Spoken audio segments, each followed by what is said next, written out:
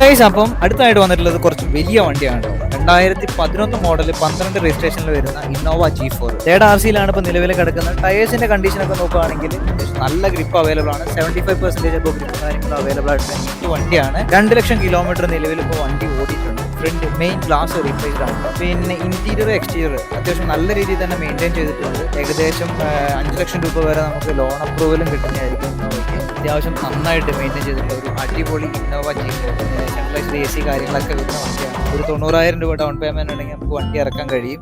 മൊത്തം customer ask ചെയ്യുന്ന price എന്ന് വെച്ചിട്ടുണ്ടെങ്കിൽ 5,90,000 രൂപയാണ്. അപ്പോൾ താല്പര്യമുള്ളവർ കസ്റ്റമർ നമ്പർ സ്ക്രീനിൽ കൊടുക്കുന്നുണ്ട്, കോൺടാക്ട് ചെയ്യുക, എന്നിട്ട് ഡയറക്റ്റ് ഡീൽ ചെയ്തോളാം. അതുപോലെ നിങ്ങൾക്ക് ഇന്നോവ കൊടുക്കുകയാണെങ്കിൽ ജസ്റ്റ് കമന്റ് ബോക്സിൽ ഒന്ന് ഡീറ്റെയിൽസ് മെൻഷൻ ചെയ്യാം കേട്ടോ. ബാക്കിയുള്ള ഡീറ്റെയിൽസും കൂടി കാണാം. Thank you, by.